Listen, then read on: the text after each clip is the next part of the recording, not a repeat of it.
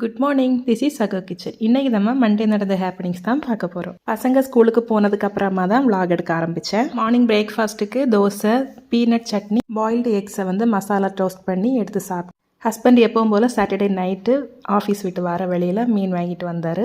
Actually நான் நண்டு தான் கேட்டிருந்தேன், நண்டு வரவே இல்லைன்னு சொல்லிட்டாங்க. அதனால் 1 கிலோ ஜிலேபி, 1 கிலோ விளமீன், இது ரெண்டும் வாங்கிட்டு வந்தாங்க. ஜிலேபி மீன் அடிக்கடி சாப்பிட்றது தான். அந்த விளமீன் திருப்பூரில் வந்ததுக்கப்புறம் இதுதான் ஃபஸ்ட் டைம் நாங்கள் வாங்குறது.